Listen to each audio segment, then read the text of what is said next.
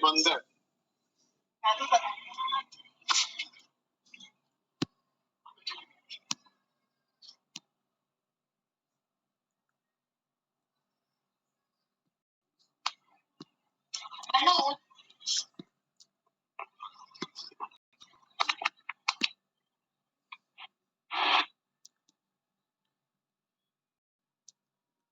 सर्व mute आहेत. Anis sir mute आहात. Okay. आता त्या दिवशी काही क्वेश्चन बनवले होते. मला वाटते डॉक्टर तुम्हाला मी घाईघाईत एक्सप्लेन केलेले आहेत. आता पुन्हा एकदा बघूया आपण. 25 मार्क्सचा क्वेश्चन आहे. Cheque crossing features and type. तो सबसे पहला इसमें अपने को देखने का है चेक का मीनिंग. चेक का मीनिंग क्या है वो अपने को लिखना पड़ेगा. So cheque is an instrument with an unconditional order in writing address to the bank to pay specific sum of money to the bearer और to the person entity name as pay. मैं यहाँ पे pause लेता हूँ. Cheque is an instrument with an unconditional order, मतलब यहाँ पे कोई कंडीशन नहीं है.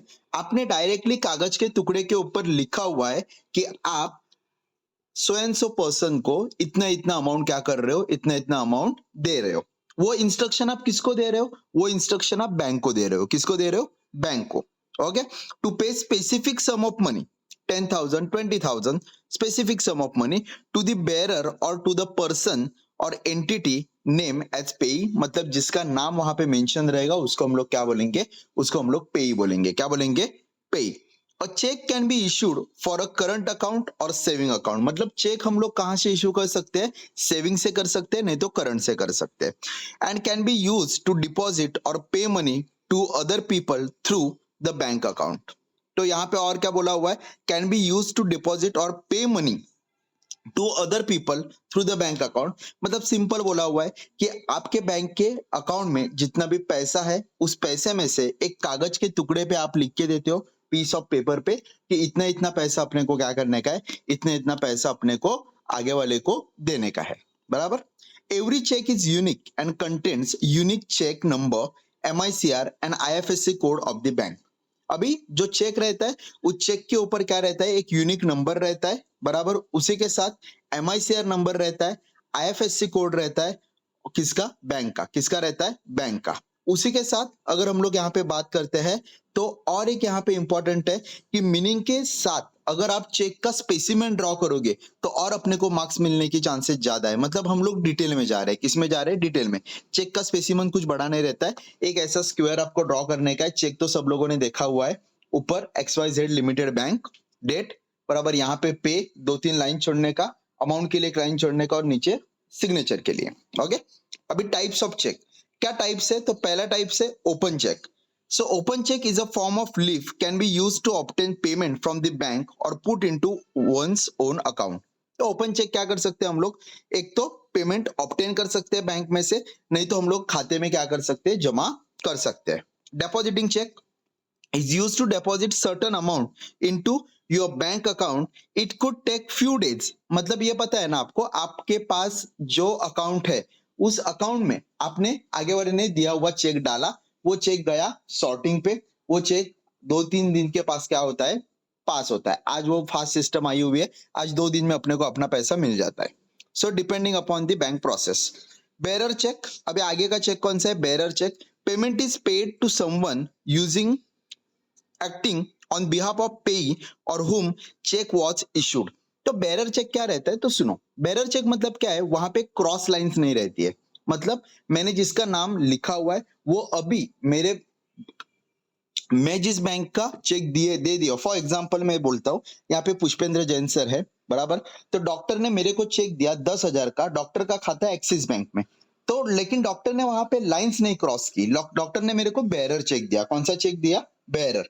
तो बेरर चेक अगर डॉक्टर ने मेरे को दिया हुआ है तो मैं तुरंत एक्सिस बैंक में क्या कर सकता हूँ? बैंकिंग आवर्स में जाके मैं मेरा पैसा क्या कर सकता हूँ? विड्रॉ कर सकता हूँ. पोस्ट डेटेड चेक, PDC बोलते हैं इनको. क्या बोलते हैं? PDC. अगर किसी आदमी की श्योरिटी नहीं रहेगी कि ये आदमी अपने को 2 दिन में 3 दिन में पेमेंट दे देगा, तो वहां पे PDC रहता है. क्या रहता है? PDC, post dated cheque. So it is cross or accounts pay cheque with a future date to meet financial obligation in the future. Future में फाइनेंशियल ऑब्लिगेशन अपने को फुलफिल करने के लिए हम लोग कौन सा चेक लेते हैं? हम लोग PDC लेते हैं, पोस्ट डेटेड चेक लेते हैं. Next is traveller cheque. अभी ट्रैवलर चेक ये क्या रहता है, ये ज्यादा करके क्लासेस वाले लेते हैं, पीडीसी। मतलब बच्चे कभी कभी क्या करते हैं, इंस्टॉलमेंट नहीं पे करते हैं ना, तो पहले से ही PDC cheque, post dated cheque लेके रखते हैं और उनको सिर्फ इन्फॉर्म करते हैं कल हम लोग चेक आपका डिपॉजिट कर रहे हैं। Next is traveller cheques. Now what do you mean by traveller cheque? So traveller cheque means it is use to prevent covering large quantities of cash and to ensure more safety and security। अभी traveller cheque क्या रहता है, तो हम कभी भी travelling पे रहते हैं तो ज्यादा कैश हम लोग क्या नहीं करते, कैरी नहीं करते। तो ट्रैवलर चेक अगर अपने पास रहेगा तो इसके लिए लाइन नहीं रहता है, डायरेक्ट आप बैंक के काउंटर पे जाओगे और अपना पैसा विड्रॉ करोगे। Next is cross cheque and account pay is another name for cross cheque. Cross किया मतलब क्या, दो पैरेलल लाइंस खींची, और अकाउंट पे मतलब क्या, पैरेलल लाइन खींची। ओके, सो यहाँ पे it is a bearer cheque with sorry it is a bearer with account pay inscribe in two parallel lines on the top and corner. वो छोड़ दो, आप सिर्फ इतना ध्यान में रखो कि क्रॉस चेक नहीं तो ये चेक, कौन सा चेक, क्रॉस चेक, उसके साथ अकाउंट पे चेक पे क्या रहता है, दोन पैरेलल लाइंस रहता है। क्या रहता है, दोन पैरेलल लाइंस। उसके बाद order cheque. And order cheque is a cheque that can only issue to person whose name is mention on the cheque. एक पर्टिकुलर नाम मेंशन रहेगा, तो डॉक्टर जैन भी निकाला तो वो ऑर्डर चेक नहीं रहेगा। बराबर है, डॉक्टर जैन कितने हैं, बहुत सारे हैं। बराबर है, तो डॉक्टर पुष्पेंद्र जैन, उनके पिताजी का भी नाम मेरे को वहां पे मेंशन करना पड़ेगा, तभी उस चेक को मैं क्या बोलूंगा, ऑर्डर चेक बोलूंगा। क्या बोलूंगा, ऑर्डर चेक। आठवां पॉइंट है चेक का टाइप है ब्लैंक चेक। कौन सा cheque, blank cheque. That cheque has been sign by the account holder but does not have any other information such as payee or amount. तो blank cheque पे क्या रहता है, सो ब्लैंक चेक पे sign by the account holder, सिर्फ signature रहता है लेकिन बाकी कुछ अमाउंट वगैरह मेंशन नहीं रहता है, उसको हम लोग क्या बोलते हैं, उसको हम लोग ब्लैंक चेक बोलते हैं। क्या बोलते हैं, blank cheque. Next is features क्या है, तो चेक के फीचर्स, पहला फीचर है पेई। अगर पेई का नाम नहीं है तो डियर स्टूडेंट आप किसको पे कर रहे हो, वो भी इंपॉर्टेंट है। So while filling the cheque payee name is important. Cheques are payable on demand, obviously cheque से डिमांड पे ही पेएबल होता है। बराबर, सो एंड सो डेट पे, जो डेट मेंशन किया हुआ है उस डेट से 3 महीने तक चेक वैलिड रहता है, तो 3 महीने के अंदर आप कभी भी अपना पैसा क्या कर सकते हो, विड्रॉ कर सकते हो।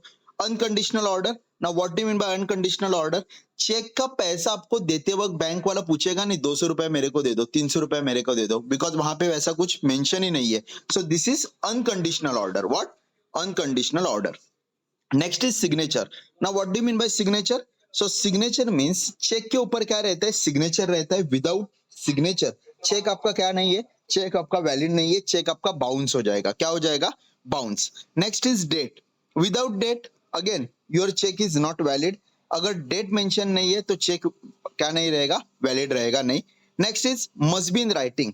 चेक के ऊपर आप जो भी इंफॉर्मेशन फिल करते हो वो कैसी रहनी चाहिए, वो राइटिंग में रहनी चाहिए। कैसी रहनी चाहिए, writing. That's why the point is must be in writing. Next is amount. The amount is both like amount हम लोग किस में लिखते हैं, नंबर्स में भी लिखते हैं, और अमाउंट हम लोग वर्ड्स में भी लिखते हैं। ओके, सो अमाउंट दोनों इसमें अपने को फिल करना पड़ता है। बैंक डिटेल्स, बैंक का डिटेल्स अभी तो वो प्रिंटेड आता है, कुछ टेंशन नहीं है, पहले हाथ से लिखना पड़ता था। ड्रॉवर, ड्रॉवर कौन है वो भी इंपॉर्टेंट है dear students. Certain sum of money, certain sum of money मतलब चेक के ऊपर आप ऐसा नहीं लिख के दे दोगे कि इनको मेरे जो लॉकर है उस लॉकर में से एक गहना दे दो, एक ज्वेलरी दे दो, नहीं वैसा अलाउड नहीं है। सो आप यहाँ पे क्या दोगे, यहाँ पे सिर्फ और सिर्फ मनी पेमेंट का ऑर्डर दोगे कि मेरे खाते में से पैसा ही दे सकते हो और बाकी कुछ चेक के माध्यम से नहीं दे सकते हो। अभी टाइप्स ऑफ क्रॉसिंग, इसको ही जॉइंट क्वेश्चन है। टाइप्स ऑफ क्रॉसिंग में पहला है general crossing. Cheque bears across the face an addition to parallel trans transverse lines, तो उसको हम लोग क्या बोलते हैं, उसको हम लोग बोलते हैं जनरल क्रॉसिंग। क्या बोलते हैं, जनरल क्रॉसिंग, सामान्य crossing. Special crossing, cheque bears its face and addition the banker name. बताता हूँ स्पेशल क्रॉसिंग क्या रहता है। सिर्फ क्रॉसिंग ही रहता है लेकिन उसके अंदर ना एक बैंक का नाम रहता है, जैसे कि एसबीआई, जैसे कि एक्सिस। बताता हूँ क्या है वो। डॉक्टर ने मेरे को चेक दे दिया, बराबर, तो डॉक्टर ने कितने का दे दिया, 10,000 का दे दिया। लेकिन डॉक्टर ने जब लाइन खींची ना तो उस लाइन के बीच में डॉक्टर ने लिखा तेरा अकाउंट किस में है, तो मैंने बोला मेरा अकाउंट एसबीआई में है, तो डॉक्टर ने ऊपर लिखा एसबीआई। तो डॉक्टर ने एसबीआई लिखा मतलब वो चेक अभी मैं सिर्फ किधर डिपॉजिट कर सकता हूँ, एसबीआई में डिपॉजिट कर सकता हूँ। बाकी कौन से भी बैंक में मैं वो चेक क्या नहीं करूंगा, डिपॉजिट नहीं करूंगा। Next is restrictive crossing. It directs the collecting banker that needs to the amount of check only to that accounts pay. अभी restrictive crossing क्या है? It directs the collecting banker that it needs to be collect और collect नहीं credit the amount of cheque only to the account of payee. ये बोलता हूँ restrictive crossing मतलब क्या, जिसका नाम वहां पे मेंशन है ना उसी के खाते में आपको क्या करने का है, वो चेक का पैसा डिपॉजिट करने का है. क्या करने का है? Deposit. Next is non negotiable crossing. When the words non negotiable are written between two parallel lines, तो उसको हम लोग क्या बोलते हैं? Non negotiable crossing. सिर्फ लिखने के लिए है नॉन नेगोशिएबल, लेकिन डियर स्टूडेंट वो चेक क्या होता है? वो चेक पास होता है. क्या होता है? पास होता है. आगे कंक्लूजन क्या लिखने का है? कंक्लूजन. सेकंड क्वेश्चन अपना है legal relationship between banker and customer. सबसे इंपॉर्टेंट क्वेश्चन है, बैंकर और कस्टमर के बीच में कुछ लीगल रिलेशनशिप रहती है, तो उसका आंसर है yes. The relationship between a banker and customer based on trust. आप बैंक में पैसा क्यों रखते हो? ट्रस्ट है. आपको क्या है? Trust. That's why you kept your money, you invest और you save your money into saving account and other types of accounts. Okay, so bank का एक पाइवटल रोल रहता है कस्टमर के ट्रस्ट में. For economy customer avail different kinds of services of the banks. देखो banks बहुत सारे services provide करती है. क्या प्रोवाइड करती है? सर्विसेज. और कस्टमर सर्विसेज का क्या लेते हैं? बेनिफिट लेते हैं. क्या लेते हैं? Benefit. Okay, so the government of India made various legislation for protecting interest of the banker as well as customers. Bank के लिए भी सेफर साइड और कस्टमर के लिए भी सेफर साइड. इसको हम लोग क्या बोलते हैं? इसको हम लोग बोलते हैं कि गवर्नमेंट ऑफ इंडिया ने बहुत सारे ऐसे एक्ट एनेक्ट किए हुए, लॉज एनेक्ट किए हुए, लेजिस्लेशन एनेक्ट किए हुए, जहां पे सरकार क्या करती है, जहां पे सरकार बैंकर और कस्टमर के लिए सेपरेट उन्होंने क्या बनाए हुए? लेजिस्लेशंस बनाए हुए. अभी रिलेशनशिप देखते हैं, डेटर एंड क्रेडिटर रिलेशनशिप. ये थोड़ा सा ध्यान दे दो. Debtor creditor relationship. The banker provides various. किसका तो म्यूट ओपन हो गया, प्लीज म्यूट कीजिए, म्यूट कीजिए. Kindly mute, kindly mute, recording going on, please mute. Banker and creditor relationship. Banker provides various types of deposit to the customer. Similarly, banks lends money to the depositor. देखो bank जैसे बहुत सारे deposits offer करती है, saving account, current account, fix deposit account. वैसे bank क्या करती है? वैसे बैंक वहां पे क्या लेंड करती है? पैसा लेंड करती है. क्या लेंड करती है? पैसा, मनी लेंड करती है. If customer account shows credit balance, then bank will be debtor and customer will be creditor. समझो, कस्टमर का अकाउंट जो है वो क्रेडिट बैलेंस शो कर रहा है. क्या शो कर रहा है? क्रेडिट्स. तो बैंक कौन हो गई? बैंक डेटर हो गई. और कस्टमर कौन हो गया? क्रेडिटर हो गया. कौन हो गया? क्रेडिटर. मतलब आपका पैसा कौन यूज कर रही है? आपका पैसा बैंक यूज कर रही है. कौन यूज कर रही है? बैंक. तो ऑब्वियसली बैंक कस्टमर हो गई और आप कौन हो गए? आप क्रेडिटर हो गए. अभी उल्टा, if bank account shows debit balance, then customer will be debtor and bank will be creditor. मतलब क्या? आपने बैंक के पास से कुछ कर्जा लिया, आपने कुछ एडवांस लिया, तो आप कौन हो जाओगे वहां पे? तो आप वहां पे कस्टमर हो जाओगे और बैंक आपके लिए कौन बन जाएगा? क्रेडिटर बन जाएगा. कौन बन जाएगा? क्रेडिटर. पहला पॉइंट एक बार अच्छे से देखो, कुछ डाउट रहेगा तो I will explain it. Clear है सबको? प्लीज यस और नो बोलो तो मैं आगे जाता हूं.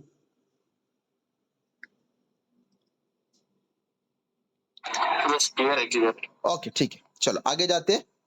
अभी आगे, अभी second one, demand for payment. अभी डिमांड फॉर पेमेंट बैंक में हम लोग कब जाते हैं? तो अपने को पेमेंट का जरूरत रहेगा तभी बैंक में जाएंगे. Proper place and time. Bank का प्रॉपर एक प्लेस रहता है, बैंक का टाइमिंग्स रहता है, आवर्स रहता है. Demand in proper manner. आप ऐसे नहीं बोल सकते चल मेरा पैसा दे दे मेरे को. आपको रसीट, विड्रॉ स्लिप भरनी पड़ेगी, आपको चेक भरना पड़ेगा, आपको डेबिट कार्ड देना पड़ेगा, तो ही मशीन आपको पैसा देगा. So demand in proper manner. No limit बार. तो ये जो है ना वो नो लिमिट बार, वो उन्होंने पॉइंट दिया हुआ है, लेकिन एक्चुअली लिमिट बार रहता है डियर स्टूडेंट्स. आपको विड्रॉ करते टाइम भी लिमिट रहता है और उसी के साथ आपको बैंकिंग आवर्स का भी क्या रहता है? लिमिट रहता है. क्या रहता है? Limit. Trustee and beneficiary relationship. अभी दूसरा कौन सा रिलेशनशिप है? तो ट्रस्टी एंड बेनिफिशियरी. कौन सा? Trustee and beneficiary. Banker trustee, customer is a beneficiary of this services. अभी बैंक अगर ट्रस्टी है तो कस्टमर कौन है? बेनिफिशियरी है. कौन है? बेनिफिशियरी. बिकॉज कस्टमर क्या लेता है? कस्टमर बेनिफिट लेता है. क्या लेता है? Customer benefit. और ये सारी सेवाएं कौन प्रदान करता है? सेवाएं प्रदान करता है बैंक. आगे है principal agent relationship. Banker act as a agent on behalf of customer. Bank pays various dues on customer account. बोलता हूँ आपको, बैंक क्यों एजेंट है आपका? आपको टाइम नहीं है, आपने क्या बोला है, मेरा म्यूचुअल फंड का एसआईपी है, बैंक को भरने को बोला है, मतलब मेरे खाते से उठाने का, म्यूचुअल फंड वालों के खाते में क्रेडिट करने का. मेरा एलआईसी का हफ्ता है, मेरे को भरने के लिए टाइम नहीं है, मैंने बैंक को बोला हुआ है. मेरा लाइट बिल है, डायरेक्ट बैंक में जाता है, बैंक के एमएससीबी को भरता है, मेरे को ये सब टाइम नहीं रहता है. तो बैंक आपके लिए कौन है? बैंक आपके लिए एजेंट है. कौन है? Agent. Bailey and Baylor relationship. The banks act as a Bailey bank, keeps all the precious and the valuable goods of customer as a custodian in situation of customer is a bailor. Bailor Bailey contract में आ जाओ. जो आदमी goods send करता है वो baler रहता है, और जिसको सेंड किया जाता है वो बेली रहता है. कौन रहता है? Bailee. So banks act as a bailee because आप बैंक के पास जाते हो ना, आपने बैंक को गुड्स दिया कि आपके लॉकर में मेरा प्रोडक्ट रखो, तो बैंक बेली बन गया, और आप कौन बन गए? बेलर बन गए. आपने गुड्स सेंड किया बैंक को. So that's why bailor bailee relationship. Anyone have doubt? Second, third, fourth?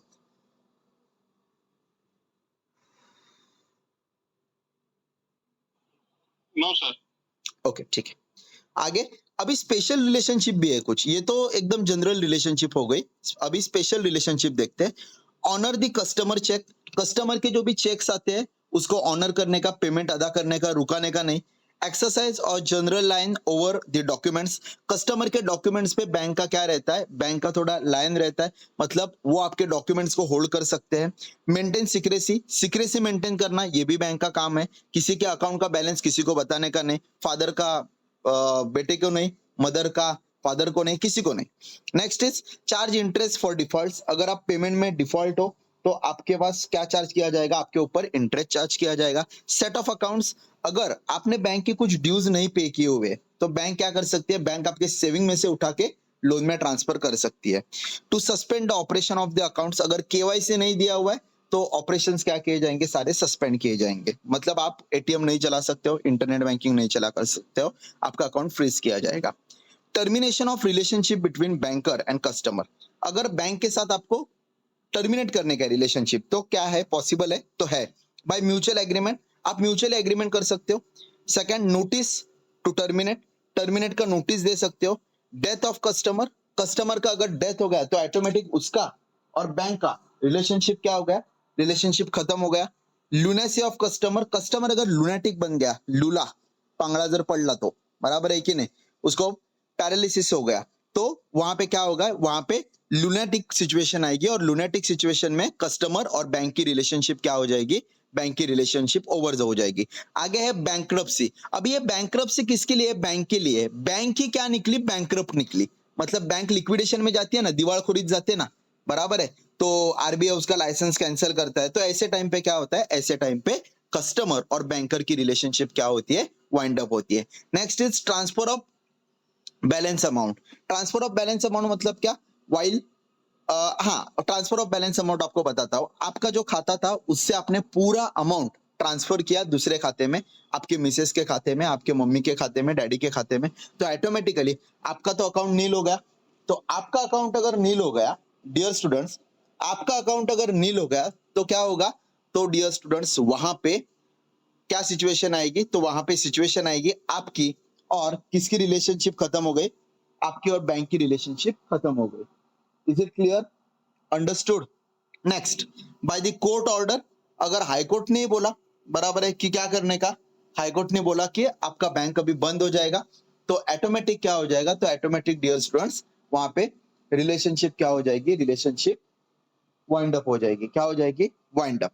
Okay, by the court order. कभी कभी होता है ना, बैंक का केस चालू रहता है कोर्ट में, और कोर्ट ऑर्डर निकलता है कि बैंक का ये क्या करो, लाइसेंस कैंसिल करो. तो डियर स्टूडेंट्स, वहां पे कोर्ट का ऑर्डर है, तो ऑटोमेटिकली क्या हो जाएगा? ऑटोमेटिकली टर्मिनेट हो जाएगी रिलेशनशिप. अभी special customers of the bank.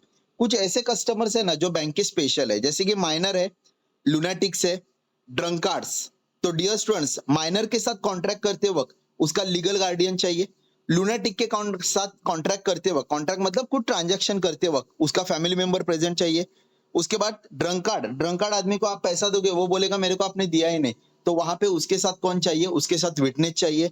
Trustees. कोई अगर ट्रस्टीज है तो डियर स्टूडेंट्स, बैंक ने अभी ट्रस्टीज मतलब क्या, फॉर एग्जांपल कॉलेज के ट्रस्टी, स्कूल के ट्रस्टी, ट्रस्टी चेंज हो जाते हैं, तो ये बैंक का काम है कि इसके पास, कॉलेज के पास से, हॉस्पिटल के पास से, मंदिर के पास से, उनके पास से ले लेने का कि आपके नए कोई ट्रस्टी आए हुए हैं क्या, उसका लिस्ट हमें दे दीजिए। सो ट्रस्टीज भी वहां पे इंपॉर्टेंट है। आगे है इलिटरेट पर्सन।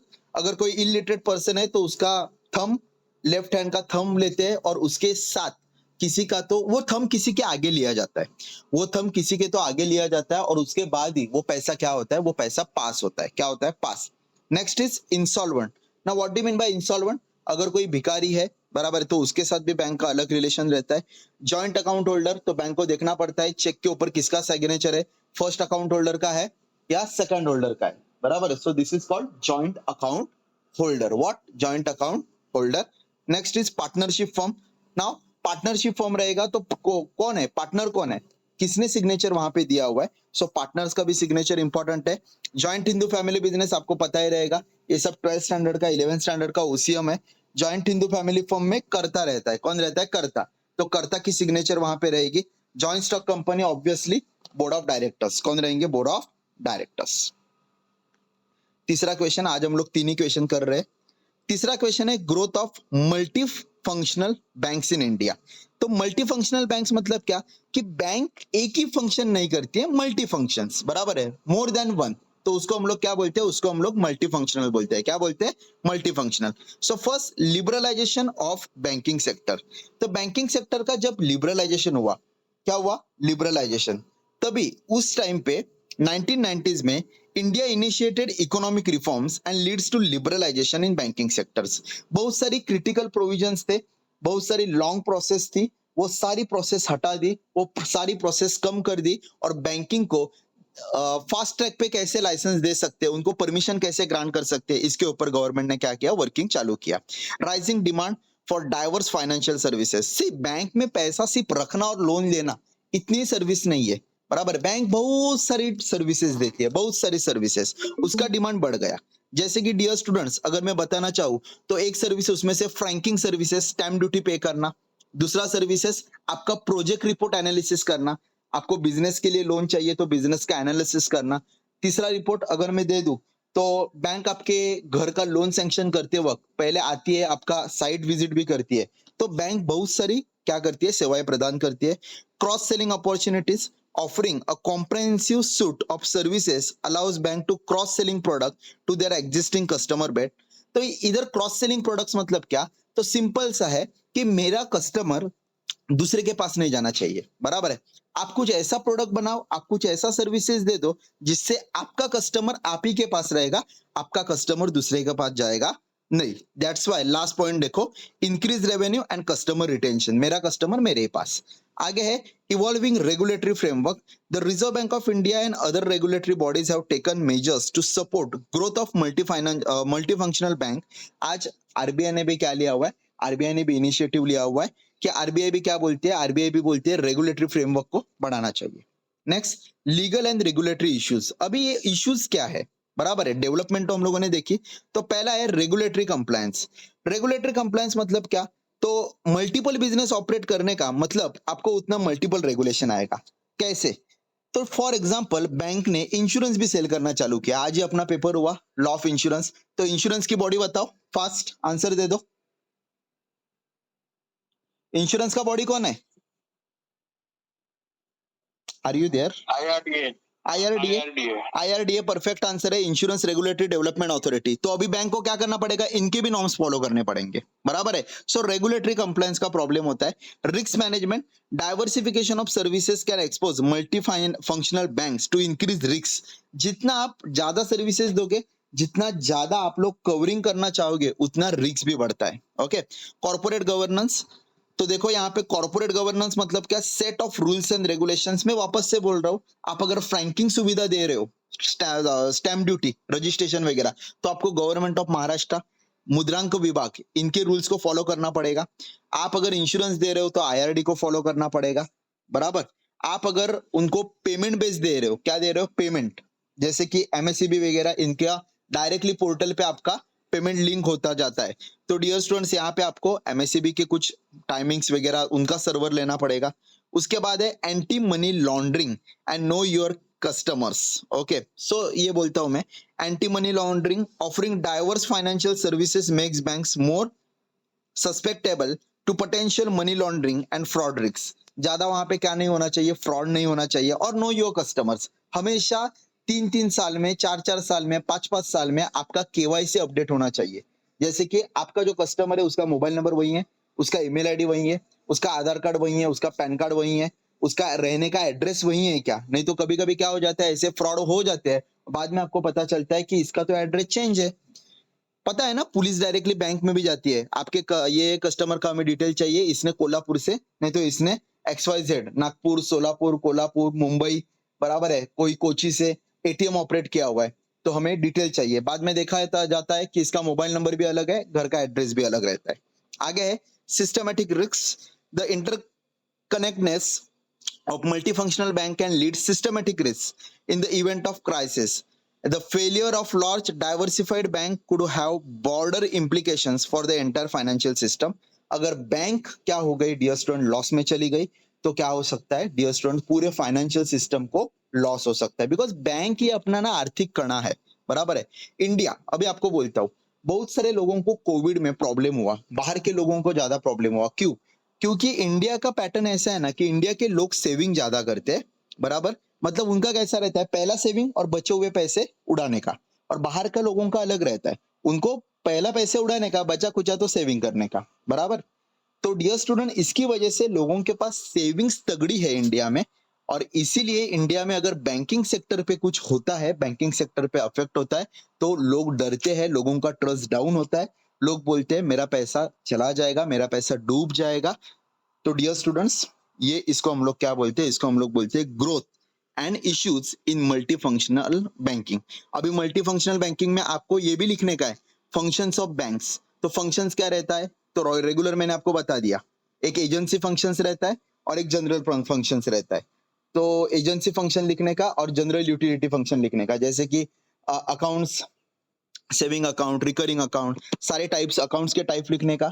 उसके बाद जनरल यूटिलिटी फंक्शंस में light bill, ECS, stamping, franking, बराबर, ये सारी जो फैसिलिटीज है, लॉकर फैसिलिटी, ये कौन से फंक्शंस हो गए, ये फंक्शंस हो गए जनरल यूटिलिटी फंक्शंस. तो वो भी इसमें ऐड करना पड़ेगा, नहीं तो 25 मार्क का आंसर बनेगा नहीं अपना.